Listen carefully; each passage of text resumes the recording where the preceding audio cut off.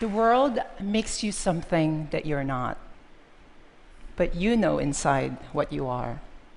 And that question burns in your heart. How will you become that? I may be someone unique in this, but I am not alone. Not alone at all. So when I became a fashion model, I felt that I finally achieved the dream that I've always wanted since I was a young child. My outside self finally matched my inner truth, my inner self. For complicated reasons, which I'll get to later. When I look at this picture, at that time I felt like, Gina, you've done it. You've made it.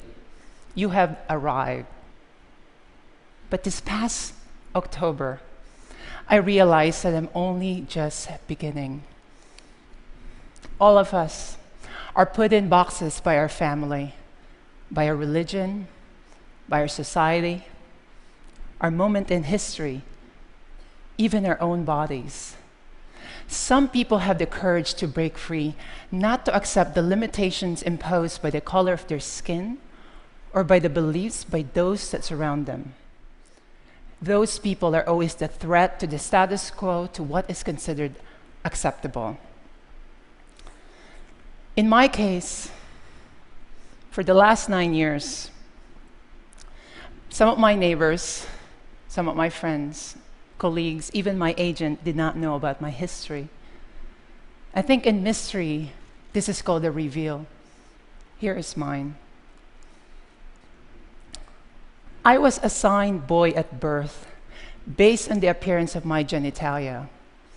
I remember when I was 5 years old in the Philippines walking around our house, I would always wear this t-shirt in my head.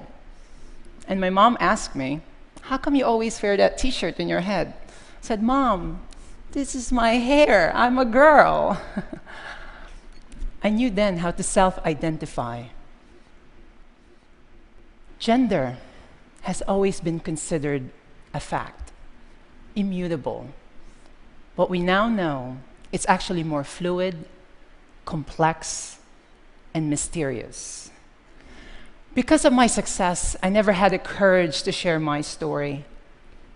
Not because I thought what I am is wrong, but because how the world treats those of us who wish to break free. Every day, I am so grateful because I am a woman. I have a mom and dad and family who accepted me for who I am.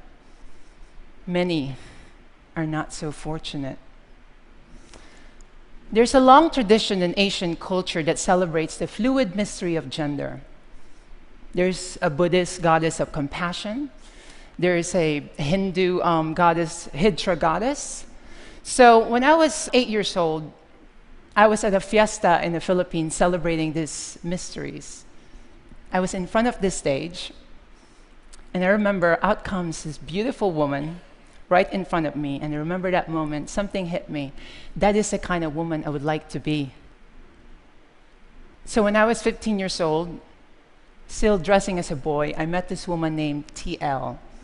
She is a transgender beauty pageant manager. That night she asked me, how come you were not joining the beauty pageant? She convinced me that if I joined, that she will take care of the registration fee and the garments. And that night, I won Best in Swimsuit and Best in Long Gown and placed second runner-up amongst 40+ candidates. That moment changed my life. All of a sudden, I was introduced to the world of beauty pageant. Not a lot of people could say that your first job is a pageant queen for transgender women, but I'll take it. So from 15 to 17 years old, I joined the most prestigious pageant, to the pageant where it's at the back of the truck, literally, or sometimes it would be a pavement next to a rice field, and when it rains, which it rains a lot in the Philippines, the organizers would have to move it inside someone's house. I also experienced the goodness of strangers, especially when we would travel in remote province in the Philippines. But most importantly, I met some of my best friends in that community. In 2001, my mom, who had moved to San Francisco, called me and told me that my green card petition came through that I could now move to United States. I resisted it. I told my mom, "Mom, I'm having fun. I'm here with my friends. I love traveling, being a beauty pageant queen." But then 2 weeks later, she called me. She said, "Did you know that if you moved to United States, you could change your name and gender marker?" That was all I needed to hear. My mom also told me to put 2 E's in the spelling of my name. She also came with me when I had my surgery in Thailand at 19 years old. It's interesting, in some of the most rural city in Thailand, they perform some of the most prestigious, safe, and sophisticated surgery. At that time in the United States, you needed to have a surgery before you could change your name and gender marker. So in 2001, I moved to San Francisco. And I remember looking at my California driver's license with the name Gina and gender marker F. That was a powerful moment. I mean, for some people, their ID is their license to drive or even to get a drink. But for me, that was my license to live, to feel dignified. I mean, all of a sudden, my fears were minimized. I felt that I could conquer my dream and move to New York and be a model. Many are not so fortunate. I think of this woman named Island Nettles. She's from New York. She's a young woman who courageously living her truth, but hatred ended her life. For most of my community, this is the reality in which we live. Our suicide rate is 9 times higher than that of a general population. Every November 20th, we have a global vigil for Transgender Day of Remembrance. I mean, I'm here at this stage because it's a long history of people who fought and stood up for injustice. This is Marsha P. Johnson and Sylvia Rivera. Today, this very moment is my real coming out. I could no longer live my truth for and by myself. I want to do my best to help others live their truth without shame and terror. I am here, exposed, so that one day there will never be a need for November 20th vigil. My deepest truth allowed me to accept who I am. Will you? Thank you very much. Thank you. Thank you. Thank you. Thank you. Gina, one quick question for you.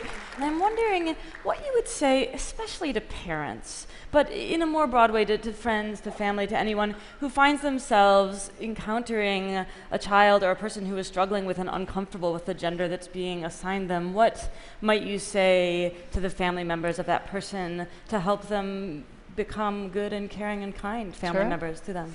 Well, first, really, I'm so blessed. I mean, the support system with my mom, especially, and my family, that in itself is just so powerful. I mean, I remember every time I would coach young trans women, would mentor them, and sometimes when they would call me and tell me that their parents can't accept it, I would pick up that phone call and tell my mom, can you call this woman? And sometimes it works, sometimes it doesn't. So, but it's this gender identities in the core of our being.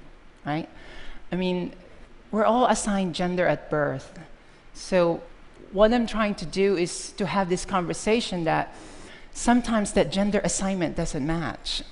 And there should be a space that would allow people to self-identify. And that's a conversation that we should have with parents, with colleagues. And the transgender movement, it's at the very beginning to compare to how the gay movement started. There's still a lot of work that needs to be done.